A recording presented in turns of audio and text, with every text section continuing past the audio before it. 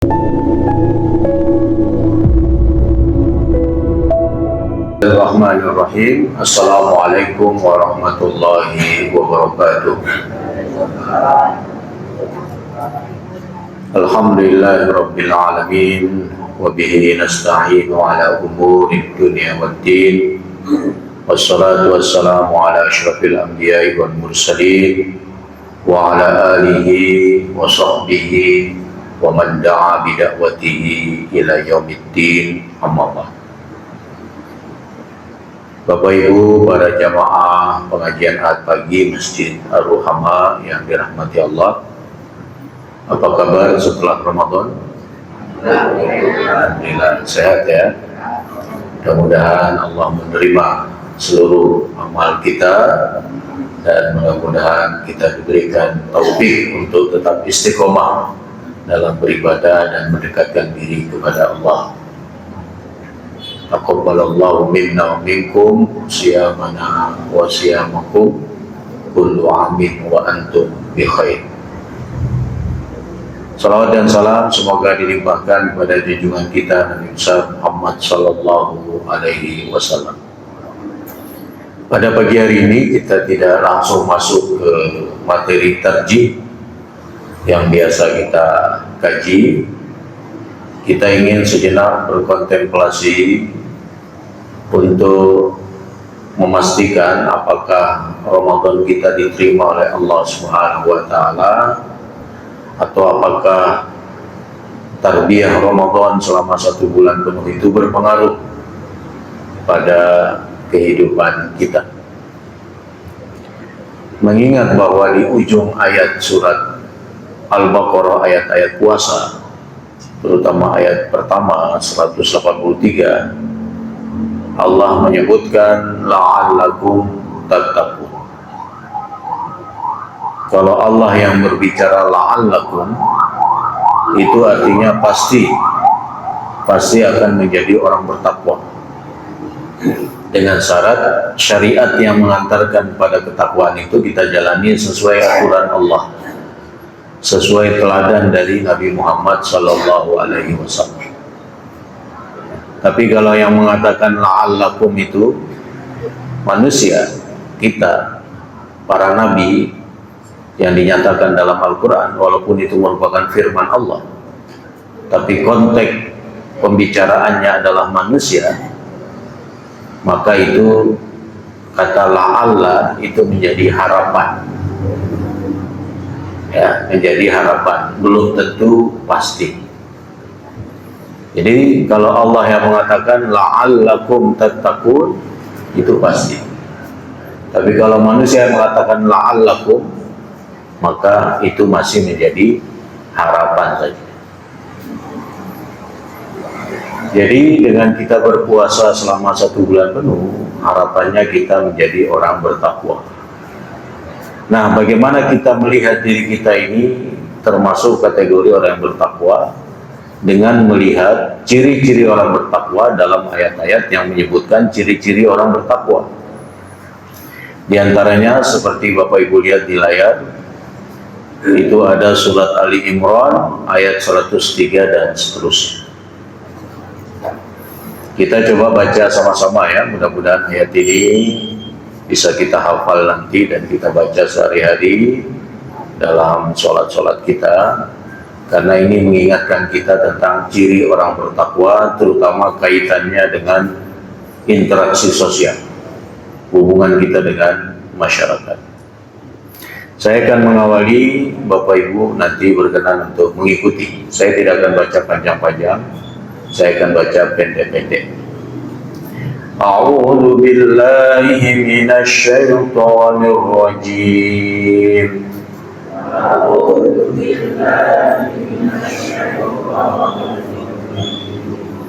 Bismillahirrahmanirrahim.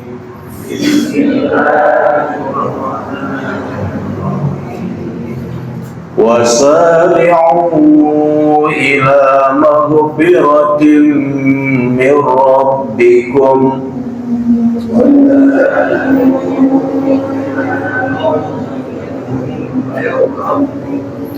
وجنة عرضها السماوات والأرض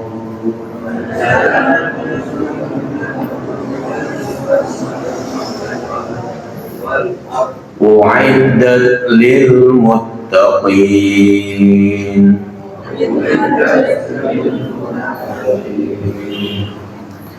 الذين ينفقون في السراء والضراء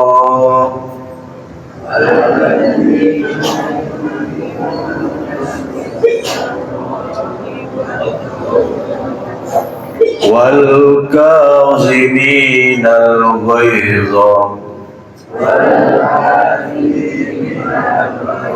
والعافين عن الناس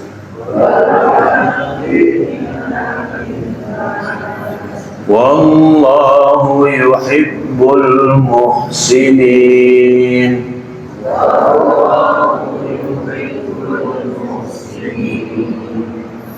والذين إذا فعلوا فاحشة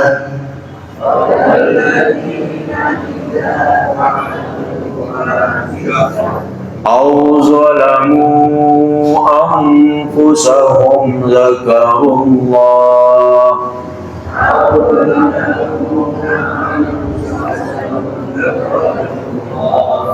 واستغفروا لذنوبهم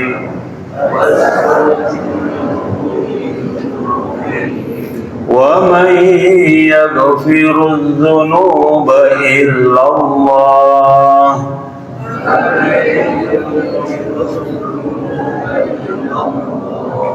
ولم يصروا على ما فعلوا وهم يعلمون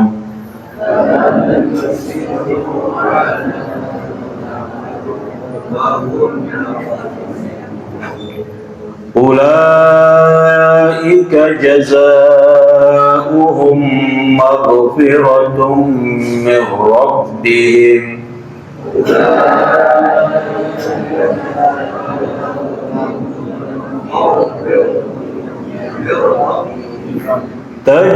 وجنات تجري من تحتها الأنهار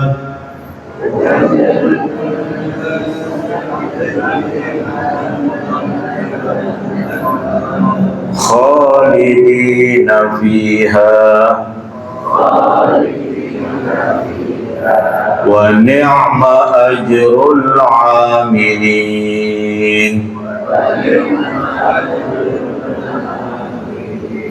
صدق الله العظيم.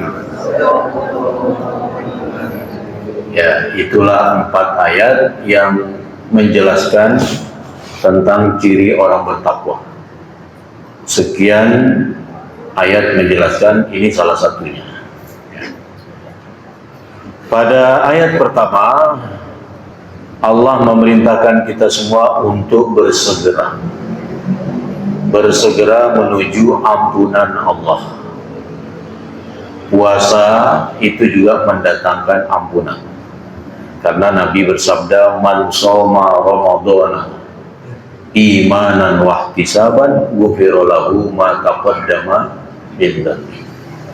Barang siapa yang berpuasa Ramadan dengan penuh keimanan dan mengharapkan pahala dari sisi Allah, maka akan diampuni dosa-dosanya yang telah lalu. Jadi salah satu tujuan berpuasa itu untuk mendapatkan ampunan. Hanya saja ayat ini oleh para ahli tafsir, yang dimaksud ampunan di sini adalah sholat 5 waktu. Jadi harapannya jamaah Ahad pagi Masjid Ar-Ruhama tidak lagi bolong-bolong sholatnya, karena dalam sholat itu ada ampunan Allah. Syukur kalau bisa sholat 5 waktunya itu on time atau awal waktu. Syukur lagi kalau bisa berjamaah, mendatangi masjid untuk berjamaah. Karena berjamaah ini cara cerdas untuk mendapatkan pahala yang 27 kali lipat dibanding sholat sendiri. Ibu-ibu dibolehkan juga hadir ke masjid untuk sholat berjamaah. Walaupun Nabi mengatakan rumah mereka lebih baik bagi mereka, para wanita. Itu dalam kondisi ketika hadir ke masjid banyak fitnah, banyak gangguan.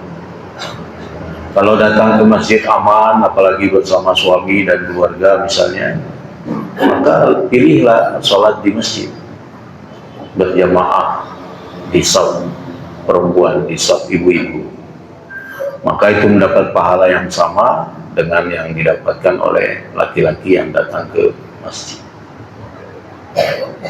Karena nanti di hari kiamat itu salah satu dari 7 golongan yang akan mendapatkan perlindungan Allah, padahal pada saat itu tidak ada perlindungan kecuali perlindungan Allah, yaitu orang yang hatinya selalu merindukan masjid. Tapi titik tekan merindukan masjid itu selalu ingin sholat jamaah di masjid. Kata Imam Nawawi, mulazamatul jamaah fil masjid. Jadi bukan sekedar datang ke masjid kemudian nongkrong-nongkrong, kemudian dikategorikan rindu kepada masjid. Tapi rindu kepada masjid itu karena ingin sholat berjamaah, karena ingin mendekatkan diri kepada Allah di masjid melalui ibadah sholat berjamaah. Mudah-mudahan kita selalu diberi taufik oleh Allah sehingga sholat 5 waktu kita usahakan berjamaah di masjid. Allahumma amin. Jadi Allah perintahkan kita untuk segera mendatangi tempat-tempat yang mendatangkan ampunan, yaitu masjid dengan sholat berjamaah, dan surga, yang mana surganya ini seluas langit dan bumi.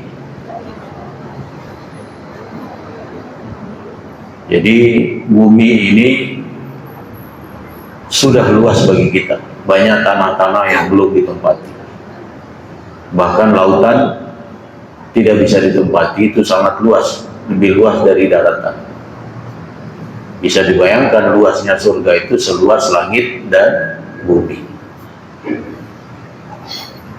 Ujungnya Allah mengatakan uiddat lil muttaqin, disiapkan atau telah disiapkan untuk orang bertakwa. Artinya surga itu sudah ada, sebagaimana neraka sudah ada. Uiddat lil kafirin, neraka disiapkan untuk orang kafir. Inilah terminal terakhir manusia, apakah dia sampai ke surga atau ke neraka. Kita selalu berdoa dalam doa yang populer, Rabbana atina fid dunya hasanah wa fil akhirati hasanah wa qina adzabannar. Ya Allah, hindarkan kami dari siksaan api neraka. Dengan berharap seperti itu dalam doa kita, diikuti dengan ikhtiar kita untuk mendekatkan diri kepada Allah, beramal soleh, maka mudah-mudahan terminal terakhir kita adalah surga. Allahumma. Nah, siapa orang bertakwa itu yang telah disiapkan surga yang luasnya seluas langit dan bumi?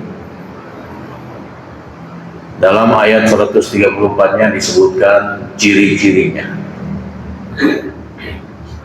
Ciri yang pertama dari ayat ini, alladzina yunfiquna fis-sarra wad-dharra. Orang bertakwa itu orang yang berinfak, orang yang mengeluarkan harta bendanya di jalan Allah, baik dia dalam keadaan lapang atau suatu saat dia dalam keadaan sempit, tetap bersedekah, tetap berinfak. Karena infak itu beda dengan zakat. Ya. Kalau zakat yang sekali setahun atau untuk petani setiap kali panen selama mencapai nisab, ya, itu sekali setahun.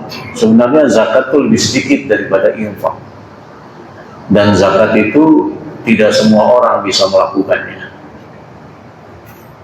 Kalau harta kita, katakanlah emas, ya, sudah mencapai 80 gram, sudah setahun milik kita, kita simpan, belum wajib zakat, karena masih 80 gram. Nisabnya 85. Jadi kalau masih 80 nggak ada kewajiban zakat. Apalagi di bawah 80. 84 aja misalnya, atau 84,5, belum mencapai 85 gram, belum ada kewajiban zakat dari emas yang kita miliki. Jadi tidak semua orang bisa berzakat, tapi semua orang dianjurkan berinfak, kayakah dia atau tidak kaya, semuanya dianjurkan berinfak. Ada dua hadis yang paling tidak memotivasi kita untuk selalu berinfak, karena infak itu tidak ada nominalnya. Kalau zakat nominalnya 2,5%, ada yang 5%.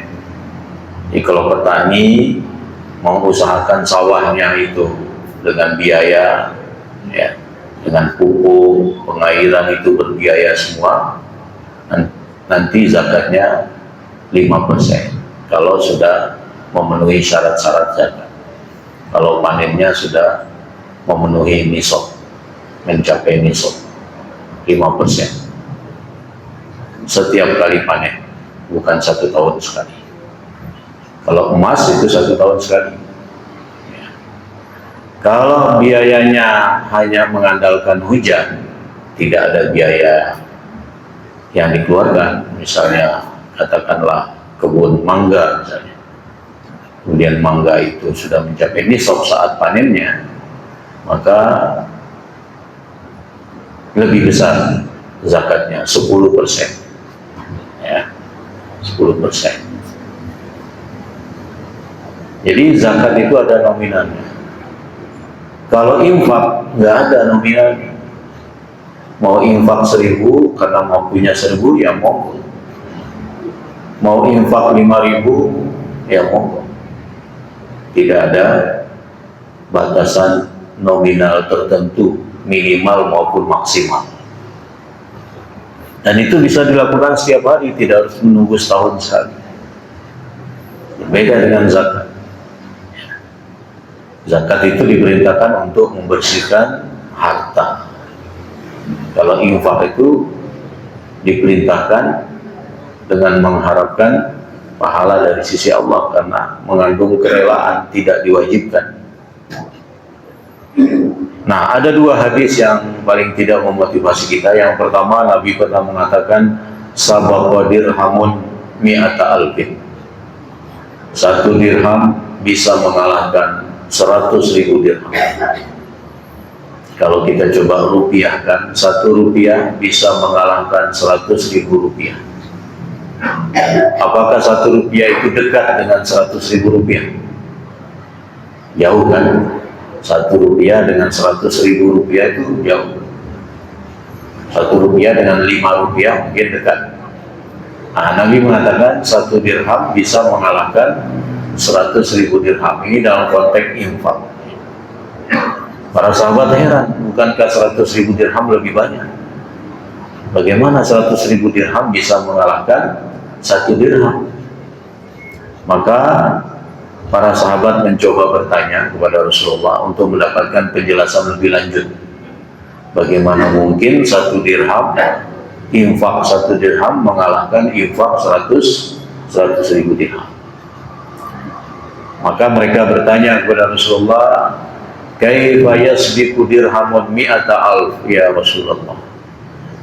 Wahai Rasulullah, bagaimana kok bisa 1 dirham mengalahkan 100.000 dirham? Maka Rasulullah kemudian menjelaskan, ada 2 orang. Yang pertama, dia cuma punya 2 dirham saja, tidak punya yang lain. Dia ambil 1 dirhamnya, kemudian dia infakkan. Sementara orang yang kedua, dia kaya, melimpah duitnya, dia ambil 100.000 dirham saja, dari harta yang melimpah itu kemudian dia infakkan. Maka disinilah 1 dirham mengalahkan 100.000 dirham. Bagaimana melihatnya, persentasenya? Kalau cuma punya 2 dirham, diinfakkan 1 dirham berapa persen? Bapak Ibu punya 2 dirham, diambil 1 dirham, berapa persen? 50%, separuhnya. Sedangkan yang kaya raya tadi, betul lebih besar 100.000 dirham. Tapi apakah 100.000 dirham itu sudah 50% dari seluruh harta yang dimilikinya? Nah, belum tentu. Karena Nabi menyebutkan dia kaya dan berani berinfak 100.000 dirham. Ya memang secara manusiawi semakin banyak harta, tidak semakin berani kita 50% ya. Tapi kalau kita cuma punya 10.000, berani itu 5.000-nya. Ya kan? Jadi kalau punya 100.000 atau 1 juta, nggak berani itu 500.000-nya. Nah, itulah kecintaan manusia terhadap harta. Tapi paling tidak, semangat berinfak itu tetap harus ada, baik dalam keadaan lapang maupun dalam keadaan sempit. Tidak boleh mengatakan, tunggu kayalah saya berinfak. Tidak usah. Berinfak saja sesuai dengan kemampuan kita. Nah, ini hadis yang pertama. Jadi infak walaupun nominalnya sedikit, belum tentu kalah dari nominal yang besar. Bisa jadi infak yang sedikit nominalnya lebih besar atau bisa mengalahkan yang nominalnya besar. Tapi harus diingat Bapak Ibu, jangan menilai infak orang lain. Misalnya mengatakan itu kaya kok infaknya cuma segini. Ya mungkin itu kita tahunya segitu, tapi bisa jadi dia punya infak di tempat lain yang kita tidak tahu. Ya, jadi cukup kita menguatkan semangat kita untuk berinfak, jangan nilai infak orang lain. Ini hadis yang pertama. Hadis yang kedua, Rasulullah menyebutkan bahwa setiap pagi itu ada 2 malaikat yang turun untuk mendoakan. Malaikat pertama akan berdoa begini. Ini berkaitan dengan infak juga. Allahumma a'ti mumfiqan khalaqan. Ini doa malaikat pertama. Apa artinya? Ya Allah, berikan orang yang berinfak pagi hari ini ganti daripada apa yang telah dia infakkan. Jadi malaikat mendoakan orang berinfak. Berapapun nilai infaknya tidak dibatasi. Pokoknya dia mau berinfak di pagi hari, maka sudah mendapatkan doa malaikat, yaitu ganti dari apa yang telah dia infakkan. Nah, ini doa malaikat yang pertama. Doa malaikat yang kedua, Allahumma a'ti mumsikan talafan. Ya Allah, yang hari ini menahan hartanya, tidak berkenan untuk berinfak, beri kerusakan pada hartanya. Kira-kira dari 2 doa malaikat ini, kita pilih yang mana? Yang sudah tentu memilih doa malaikat yang pertama, dan itu setiap pagi terus menerus. Allah yang memerintahkan untuk turun ke atas muka bumi di pagi hari dan mendoakan dengan doa yang disebutkan tadi. Maka dengan penuh keyakinan kepada Allah, kita percaya kepada yang gaib, Allah gaib, malaikat gaib. Ya, karena ciri orang beriman itu alladzina yu'minuna bil gaib. Bahkan banyak fondasi ibadah kita itu atas dasar keimanan kepada yang gaib. Kita sholat misalnya, tidak kelihatan yang kita sembah. Bahkan kiblatnya saja kita tidak melihatnya, tapi kita yakin karena kita percaya pada yang gaib, bahwa Allah melihat kita dalam beribadah dan beri pahala atas ibadah itu. Bayangkan kalau orang seperti umatnya Nabi Musa baru mau beriman kalau melihat Allah secara terang benderang. Jadi ada 70 orang pilihan Bani Israel diajak oleh Nabi Musa. Nah, mereka baru mau beriman kalau melihat Allah secara terang benderang. Padahal mereka sudah melihat bagaimana Fir'aun ditenggelamkan, bagaimana laut itu terbelah, kemudian mereka diselamatkan. Mereka diberi makanan di tengah padang pasir, tidak harus berburu dan lain sebagainya. Ada manna wassalwa. Tapi mereka tidak melihat itu sebagai adanya Allah. Mereka harus melihat secara terang benderang. Tiba-tiba petir menyambar mereka dan mereka mati semua. Tapi Nabi Musa memohon kepada Allah supaya mereka ini dihidupkan kembali. Maka Allah mengizinkan untuk permohonan Nabi Musa itu dan dihidupkan lagi 70 orang. Dan itu diceritakan di surat Al-Baqarah. Wa idh qultum ya Musa lan nu'mina laka hatta narallaha jahratan fa akhazatkumus sha'iqah wa antum tanzurun thumma ba'atsnakum min ba'di mautikum la'allakum tashkurun. Jadi pernah ingin melihat Allah secara terang benderang baru mau beriman. Nah, kita umat Nabi Muhammad harus yakin dengan apa yang disampaikan oleh Nabi Muhammad, termasuk menyangkut infak, di mana 2 malaikat setiap paginya turun untuk berdoa atas perintah Allah. Kalau yang berdoa malaikat dan itu atas perintah Allah, kira-kira dikabulkan atau tidak? Dikabulkan. Maka pilihlah doa malaikat yang pertama. Insya Allah infaknya diganti oleh Allah. Bahkan Al-Quran juga ikut menjelaskan, wa ma anfaqtum min syai'in fa huwa yukhlifuhu. Apa yang kalian infakkan berupa sesuatu, bisa uang, bisa yang lain-lain, makanan, maka Allah akan menggantinya. Nah, ini juga membutuhkan keyakinan Allah akan menggantinya. Sama dengan doa malaikat tadi, Allahumma a'ti mumfiqan khalafan. Ya Allah, yang berinfak hari ini beri ganti. Hanya gantinya nggak usah dihitung secara matematis. Misalnya mengambil ayat dalam surat Al-Baqarah. Kalau berinfak itu kan ada 700 kali lipat.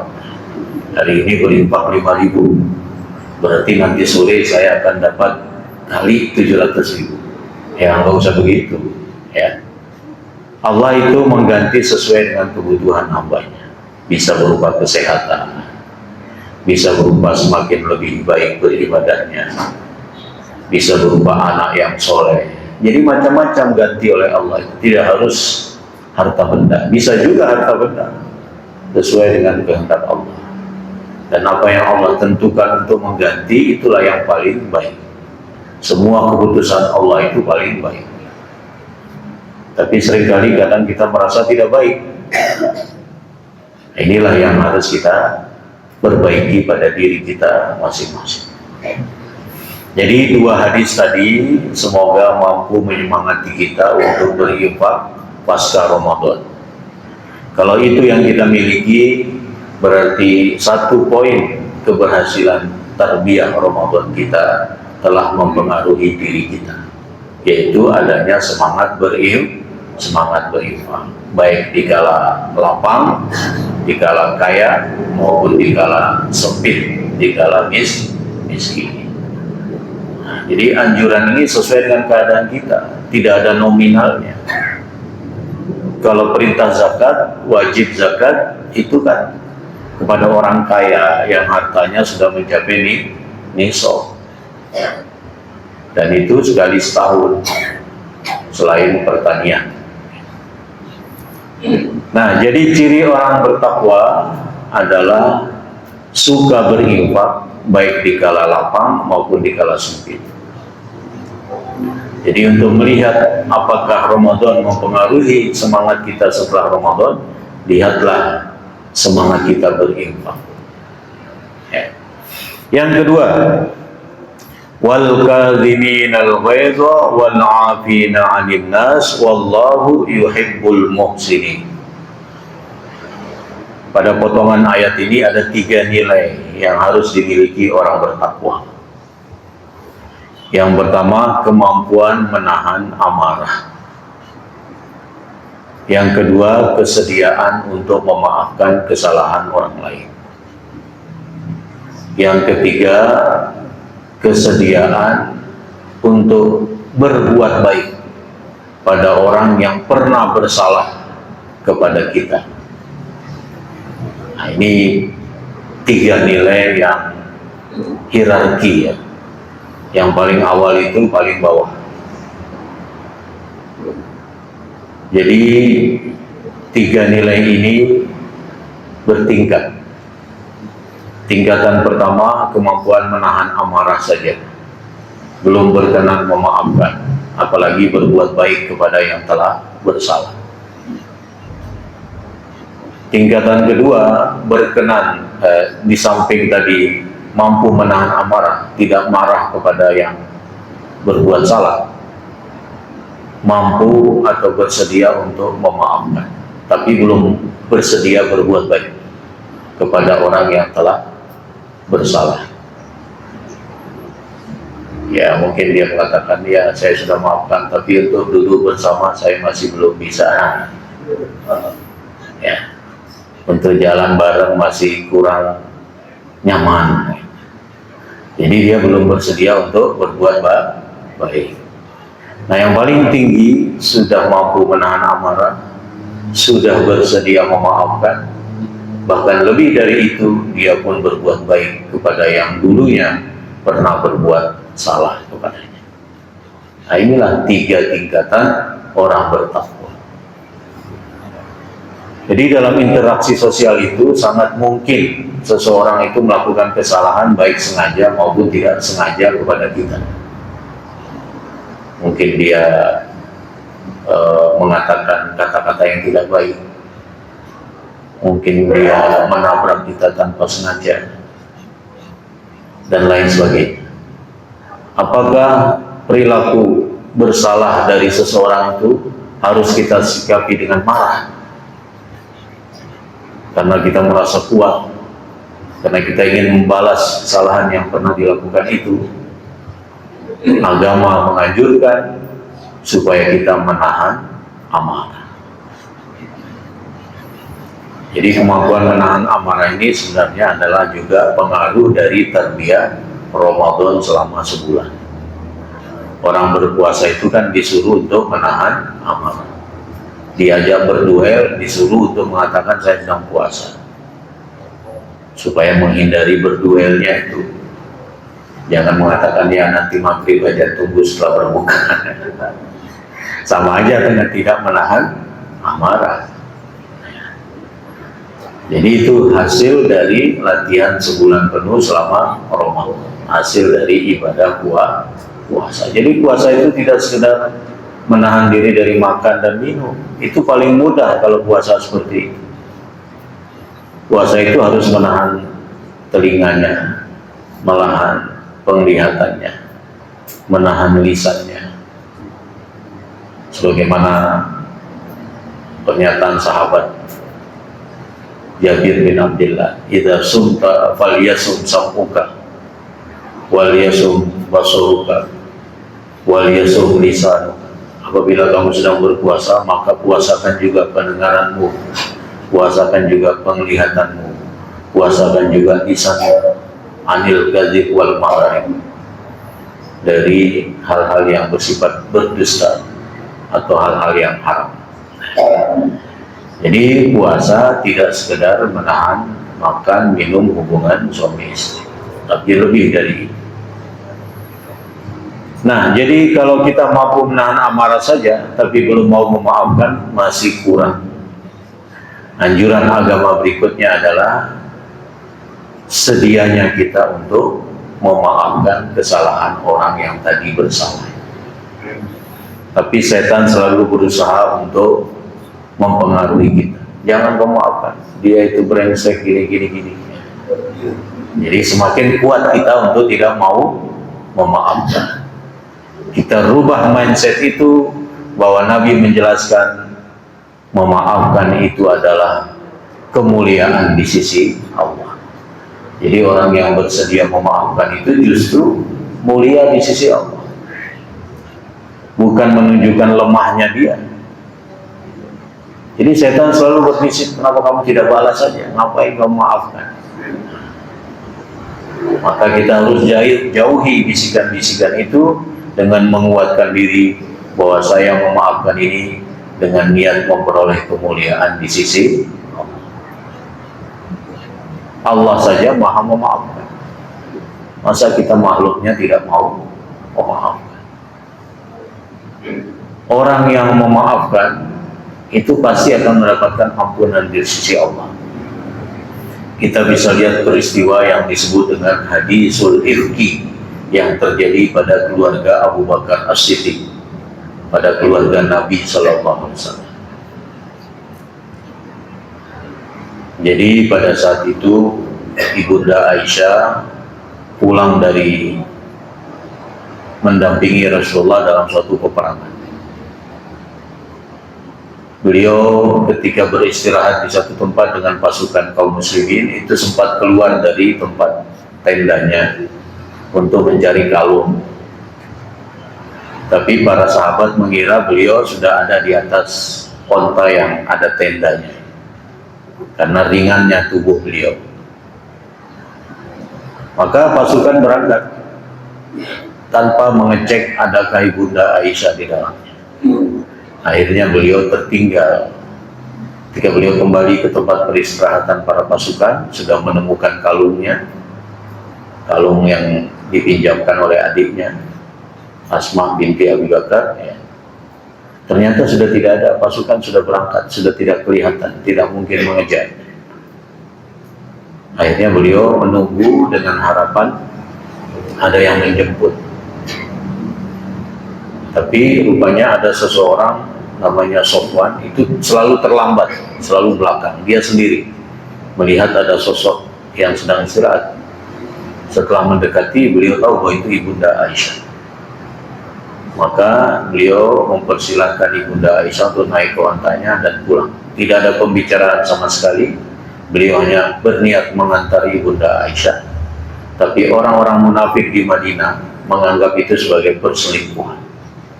Jadi itu yang disebarkan di Madinah. Padahal tidak terjadi apapun terhadap Ibunda Aisyah atau tidak ada perilaku apapun dari Sofwan radhiyallahu anhu. Tapi yang tersebar apa? Orang-orang munafik menyebarkan, wah Ibunda Aisyah ada main dengan Sofwan dan seterusnya.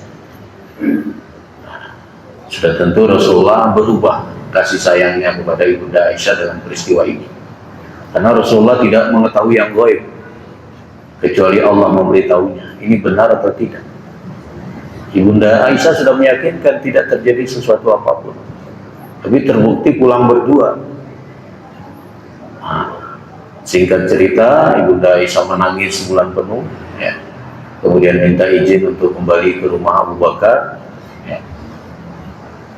Kemudian turunlah ayat yang menjelaskan bahwa Ibunda Aisyah bersih dari tuduhan-tuduhan orang-orang munafik, sehingga Rasulullah merasa gembira, ya.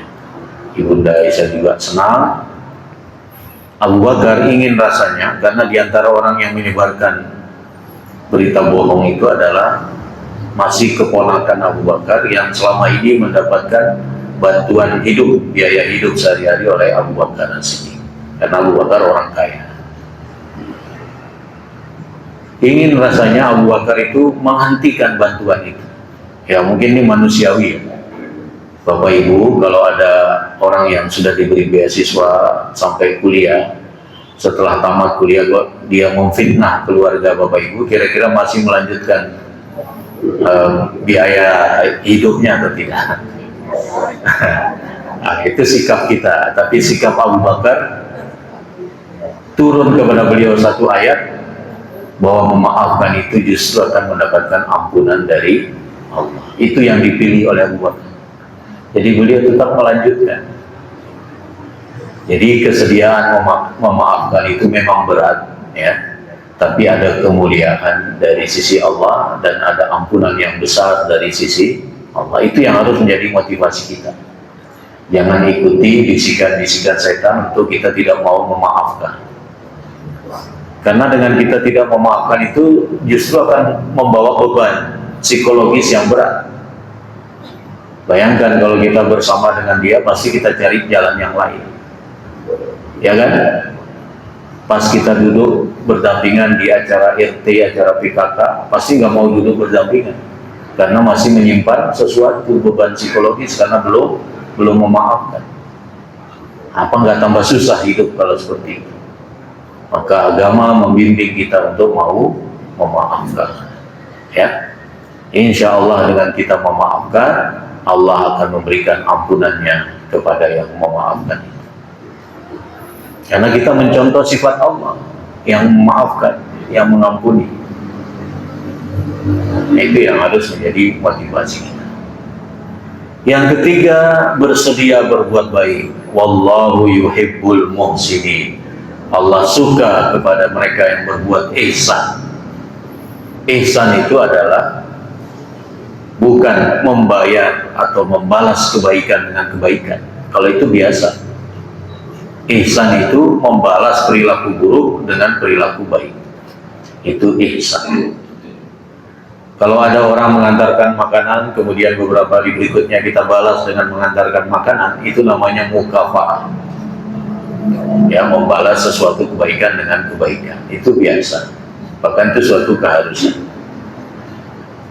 Tapi kalau yang sebelumnya dia berbuat salah, justru kita balas dengan berbuat baik, itu namanya ihsan. Maka tingkatan tertinggi dari nilai tadi adalah bersedianya kita berbuat baik kepada yang tadinya berbuat salah. Ini lebih berat lagi. Tetapi itu dicontohkan oleh Nabi kita tercinta, Nabi Muhammad SAW.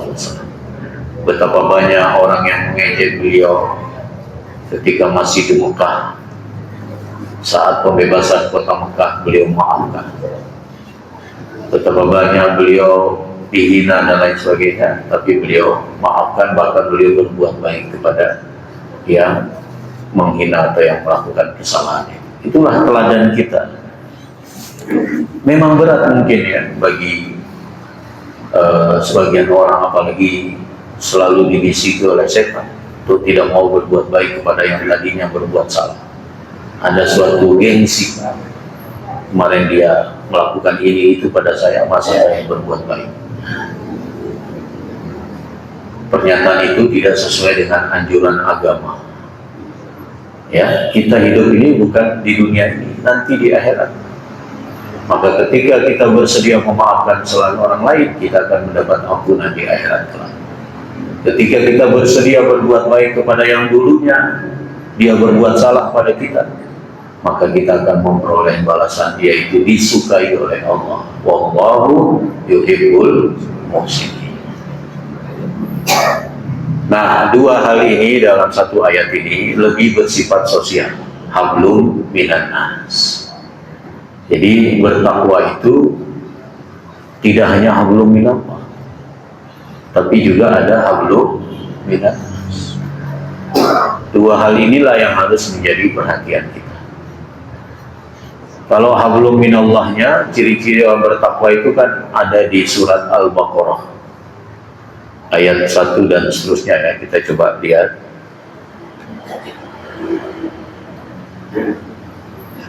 Di sini disebut hudal lil muttaqin, petunjuk bagi orang bertakwa, yaitu Al-Quran. Ya. Baru disebutkan ciri orang bertakwa itu alladzina yu'minuna bil ghaib. Orang bertakwa itu orang yang beriman kepada yang gaib.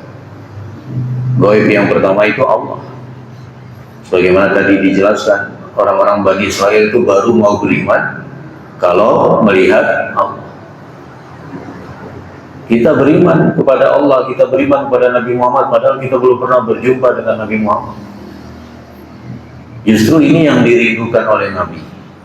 Ada orang yang beriman kepadaku, tapi dia belum pernah melihatku, kata Rasul. Yang beliau sebut sebagai ikhwan Nabi. Jadi kita ini yang beriman kepada beliau dan belum pernah menjumpai beliau, itu disebut oleh Nabi ikhwan. Beliau merindukan ikhwannya. Ketika beliau sampaikan ini kepada para sahabat, wahai Rasulullah, bukankah kami ikhwan Anda? Rasulullah membantah, bukan, kalian sahabat saya, bukan ikhwan. Yang saya maksud dengan ikhwan saya adalah alladzina amanu bi walam yarawni. Ikhwan saya yang saya rindu kepada mereka itu orang yang beriman kepadaku padahal dia belum pernah melihatku. Jadi kita beriman kepada yang gaib. Kita yakin bahwa Allah mengutus Nabi sebagai Nabi terakhir. Kita yakin bahwa beliau membawa risalah, menerima kitab suci Al-Quran dan kita mempelajarinya. Ini keyakinan yang baik. Fondasi iman kita justru banyak terhadap yang gaib.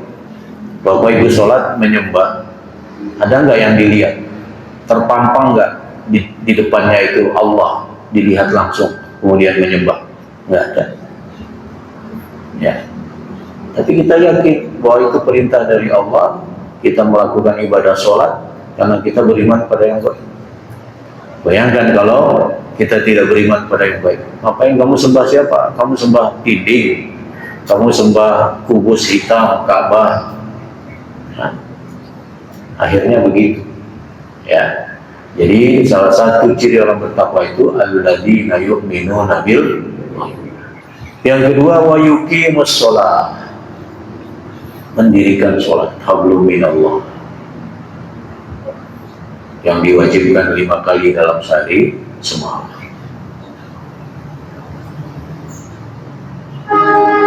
Kemudian yang ketiga, wa mimma razaqnahum yunfiqun, sama dengan yang pertama. Sebagian dari apa yang Allah rizkikan kepadanya, dia berkenan untuk berinfak. Jadi yang harus kita sadari adalah bahwa rezeki yang kita miliki berasal dari Allah.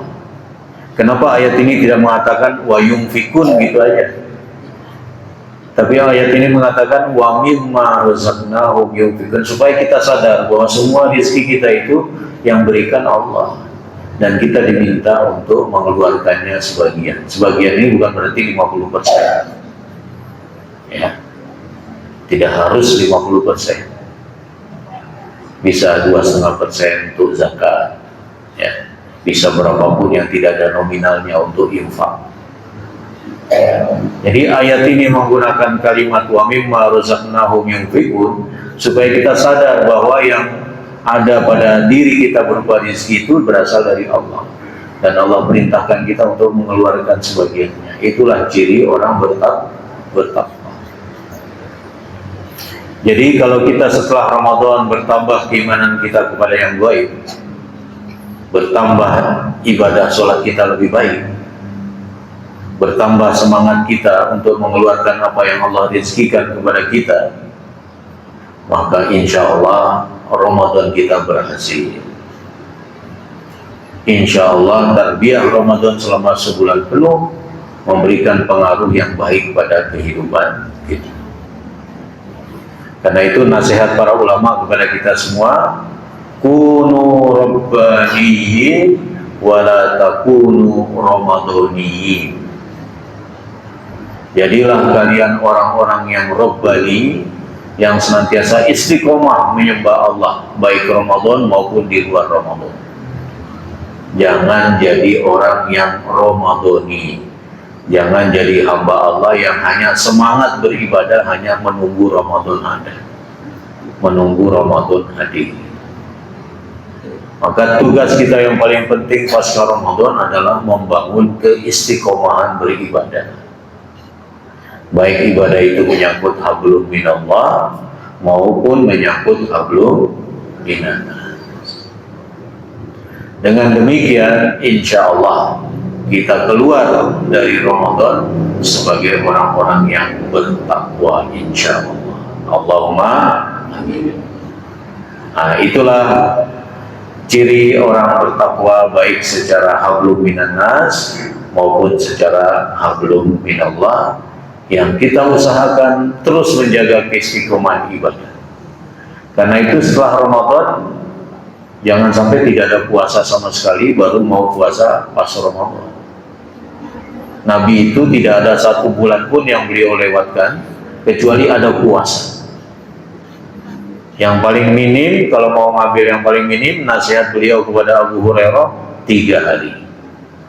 3 hari itu nggak harus pas pertengahan 13, 14, 15. Bisa di awal 3 hari, bisa yang Yaumul Bid itu, bisa di akhir 3 hari, atau bisa acak.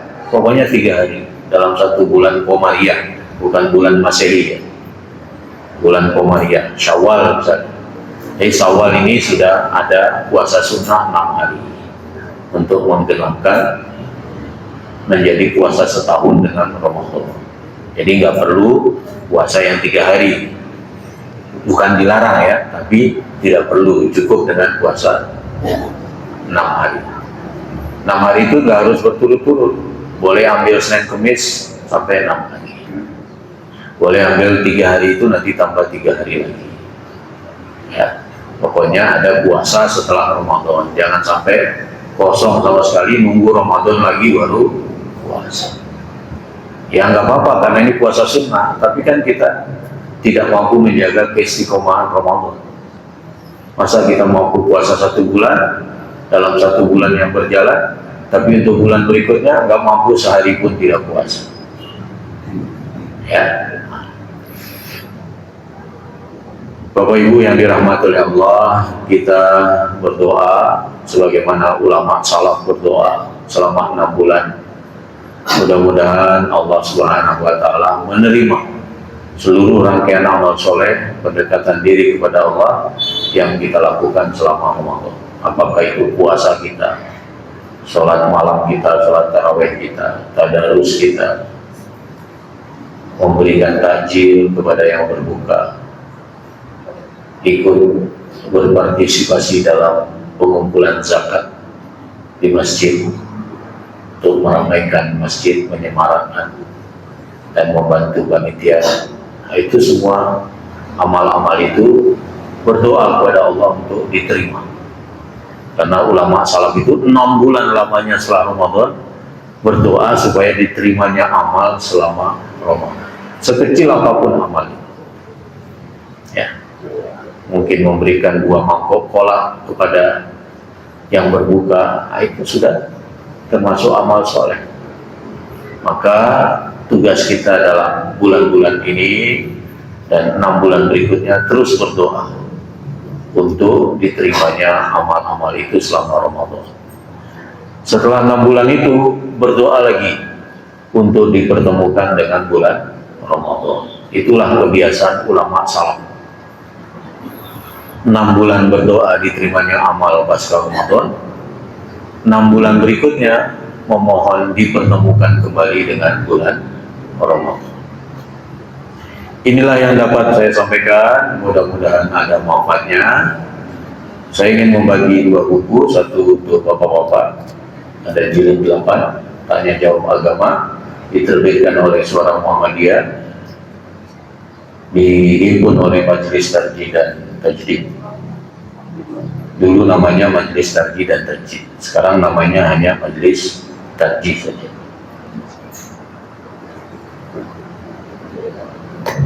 Monggo kalau ada yang bertanya sebelum nanti saya bertanya untuk memperoleh buku ini. Assalamualaikum warahmatullahi wabarakatuh. Waalaikumsalam. Terima kasih Ustaz. Ya. Pertama, tadi disebutkan bahwa tanda-tanda bahwa fitnah linnas sama orang lain. Pertama yang saya tanyakan, mulia mana orang yang memberi maaf dan minta maaf? Yang pertama itu. Kemudian yang kedua, kalau orang sudah beri maaf, apa masih perlu minta maaf? Itu yang kedua. Kemudian yang ketiga, Ustaz, kalau kita mau minta maaf kepada orang itu, apakah kita menyebutkan kesalahan yang dilakukan kita kepada masih? Assalamualaikum warahmatullahi wabarakatuh. Waalaikumsalam. Yang pertama, mana yang mulia? Yang datang meminta maaf atau yang memaafkan? Kalau kita lihat di Al-Quran, hampir kita tidak temukan perintah untuk meminta maaf, karena itu sudah konsekuensi bersalah. orang yang bersalah itu konsekuensinya adalah minta maaf, sehingga tidak terlalu dikemukakan dalam Al-Quran. Tapi yang banyak dianjurkan dalam Al-Quran itu memberi maaf. Salah satunya surat Ali Imran tadi, memberi maaf. Itu artinya ketika seseorang dengan tulus hati memaafkan, maka dia mulia. Baik, dia katakan lebih mulia. Dan ketika seseorang menyadari kesalahannya kemudian datang dengan tulus untuk meminta maaf, dia juga mulia di sisi Allah. Jadi kita tidak perlu membandingkan, karena itu kedua-duanya merupakan perintah dari Allah Subhanahu wa Ta'ala. Ya.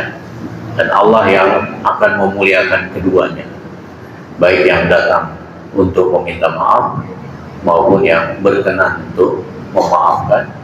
Kedua-duanya dimuliakan oleh Allah Subhanahu wa Ta'ala.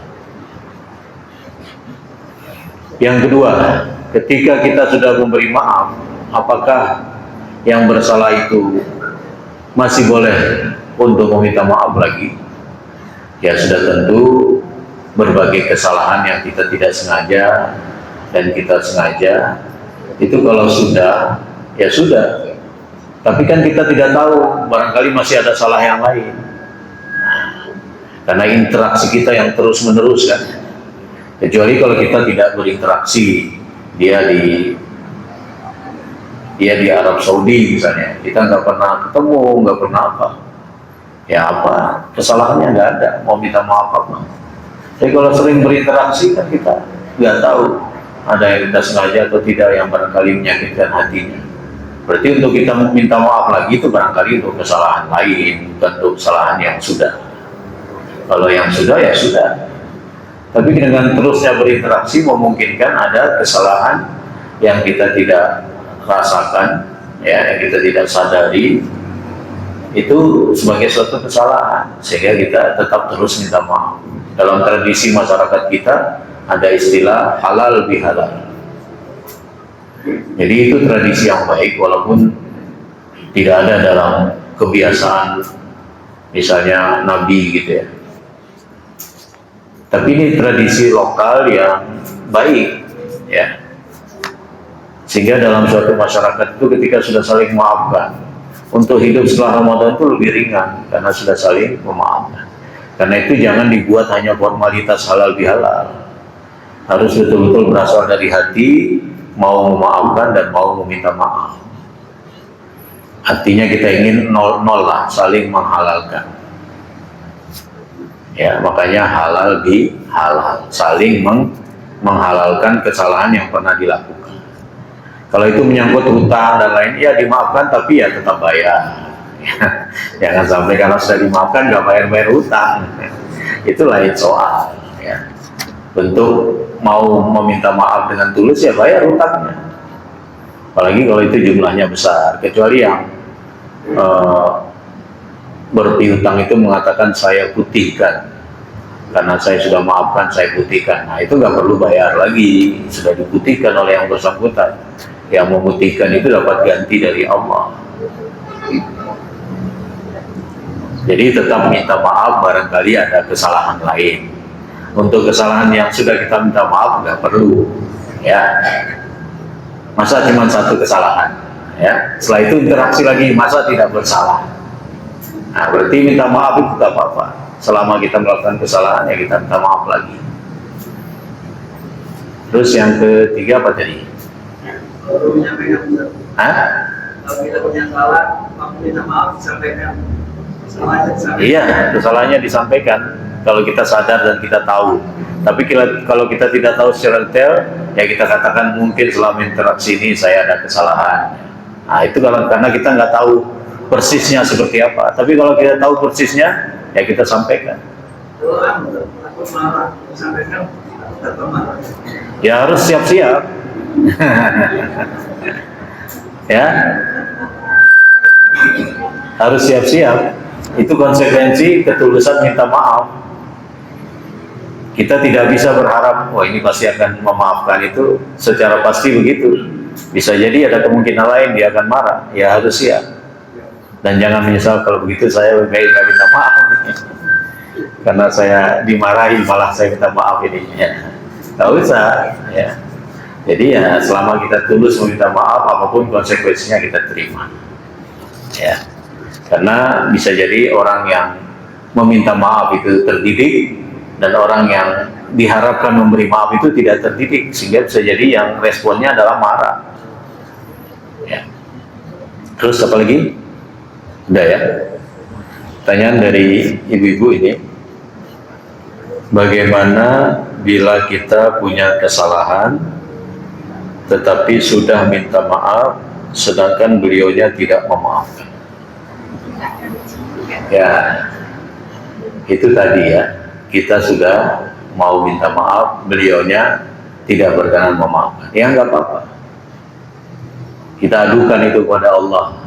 Ya Allah, bukalah hatinya untuk mau memaafkan saya, karena yang menggerakkan hati itu Allah. Ya muqallibal qulub, nggak usah putus asa. Lain kesempatan minta maaf terus lagi. Mungkin cara kita minta maaf masih dia kurang berkenan, kita seperti tidak orang bersalah gitu. Maafkan saya. Nah itu gimana kalau minta maaf kayak gitu? Ya kita perbaiki cara minta maafnya. Barangkali dengan begitu dia masih belum berkenan. Lain kesempatan mungkin bawa-bawa roti gitu. Bukan untuk nyogok ya, untuk menyenangkan hatinya. Dengan hati yang senang itu mudah-mudahan dia mau memaafkan. Masih nggak mau memaafkan, mengadukan pada Allah. Lain kesempatan kita minta maaf. Artinya dalam hati kita tetap ada selalu keinginan untuk dimaafkan. Karena nanti di akhirat kalau kita tidak dimaafkan, tidak dihalalkan kesalahan kita, pahala kita diambil oleh yang terzolimi itu. Jadi pahala kita di akhirat berkurang karena sebab belum dimaafkan. Tapi ini jangan kemudian jadi motivasi orang untuk tidak memaafkan biar kebaikannya nanti saya dapat di akhirat, bukan ya. Ya, perintah agama mau memaafkan. Karena itu perintah Allah, ya kita adukan kepada Allah, ya Allah si fulan masih belum mau beri maaf pada saya. Ya, masing-masing orang berbeda ya. Kita tetap sabar dan tetap terus-menerus berusaha mencari jalan bagaimana yang bersangkutan mau memaafkan kita. Jangan putus asa dari mendapatkan maaf seseorang. Ya, kalau belum mau tahun ini, mudah-mudahan tahun depan. Kalau belum mau tahun depan, ya mudah-mudahan nanti. Tapi kita menunjukkan etikat yang baik, perilaku yang baik setelah itu. Mudah-mudahan dengan itu hatinya luluh sehingga oh ternyata yang minta maaf tadi betul-betul ingin dapat maaf saya. Buktinya dia selalu baik dengan saya. Nah itu kan akhirnya dia luluh hatinya dan akhirnya mau memaafkan. Nah kita bersyukur kepada Allah yang membuka hatinya, akhirnya mau memaafkan kesalahan kita. Nah, jadi jangan putus asa. Yang kedua, bagaimana kita kalau mau mengajak saudara yang sulit untuk beribadah, sudah diajak, didoakan, tapi tidak juga melaksanakan. Terima kasih.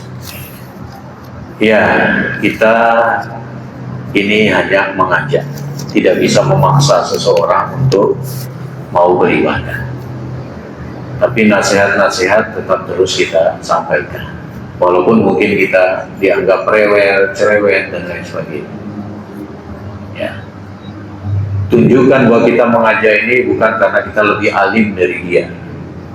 Tunjukkan karena kita mencintai dia, menyayangi dia sebagai kerabat, sebagai keluarga, sebagai saudara, sebagai tetangga, dan lain sebagainya. Yang kita tunjukkan itu rasa cintanya, bukan rasa kita lebih keren, kita lebih alim, ya. Kalau itu yang terjadi, bisa jadi lebih mudah bagi dia untuk menolak ajakan ibadah. Tapi kalau yang kita tunjukkan rasa kasih sayang, ya, sebagai keluarga, sebagai kerabat, sebagai tetangga dan lain sebagainya, rasa sayang, kemudian mengajak dia untuk mau beribadah, nah, bisa jadi dia berterima kasih kepada kita karena diajak ada sesuatu yang baik. Karena itu jangan memvonis seseorang, kamu nggak sholat masuk neraka. Ya memang betul kalau nggak sholat masuk neraka. Tapi dalam bahasa dakwah jangan seperti itu. Ya, dalam bahasa mengajak jangan keluarkan vonis-vonis tertentu. Ya, tapi kita biarkan dia berpikir, kita kasih arahan-arahan, bimbingan-bimbingan supaya dia berpikir. Kamu minum minuman keras ini sebenarnya merusak dirimu, nah gini. Jangan langsung kamu masuk neraka ini kalau minuman keras terus. Ya itu bahasa fikih. Bahasa fikih itu perbuatan setan, minum minuman keras itu. Bahasa fikihnya iya, tapi bahasa dakwahnya nggak boleh seperti itu. Ya, bahasa dakwahnya itu bahasa yang lembut, bahasa yang bisa dia terima, ya, bertahap lah. Karena orang mau berbuat baik itu tidak bisa langsung. Mungkin dia mendengar dulu, mungkin dia sadar dulu, butuh waktu, baru dia kemudian bisa menerima.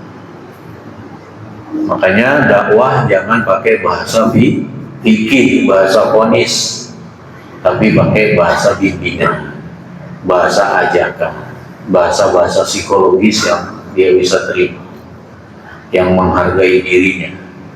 Ya memang namanya berdakwah itu harus menyinggung, ya, menyinggung seseorang yang melakukan kesalahan untuk diperbaiki.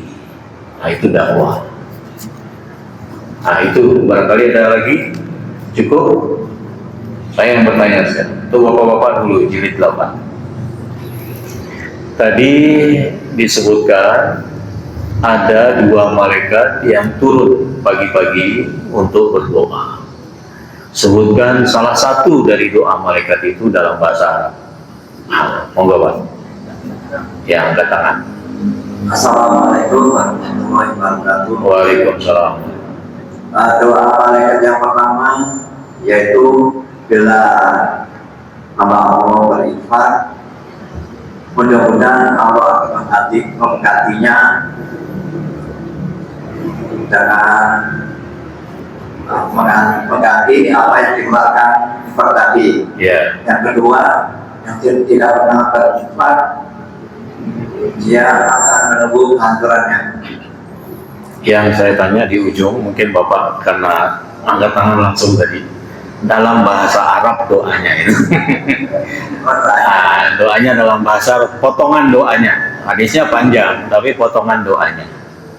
Allahumma apa? Nah, ya nggak apa, karena beliau sudah benar menjawab dalam bahasa Indonesianya. Saya diktekan doanya ya, semoga nanti bisa menghafal doa ini. Allahumma a'ti mumfikon kholafan. Artinya, ya Allah berikan yang berinfak pada hari ini ganti dari apa yang telah dikeluarkannya. Monggo Pak. Pak siapa ini? Pak Sutrisno. Monggo.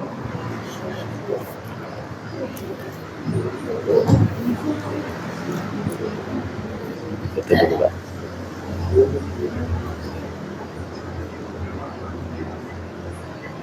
Oke, terima kasih. Assalamualaikum. Berikutnya jilid 9 untuk ibu-ibu. Ya. Pertanyaannya, ada 3 nilai yang disebutkan dalam surat Ali Imran tadi yang berkaitan dengan orang yang berbuat salah pada orang lain. Apa 3 nilai itu? Ya, silakan. Kemampuan menahan amarah 1. Ya, kedua kesediaan memaafkan. Ya. Nah, berbuat baik pada orang yang tadinya berbuat salah. Enggak, betul.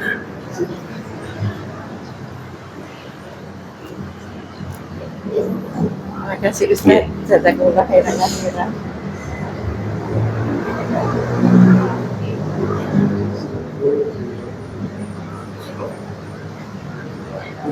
Terima kasih. Jazakumullah khairan. Jadi kalau mencatat itu gampang jawabnya. betapa pentingnya mencatat dalam mengaji, karena ini kan sekolah non formal ya, pesantren non formal. Kalau mencatat di kepala mungkin ingat 1-2 jam, setelah itu lupa.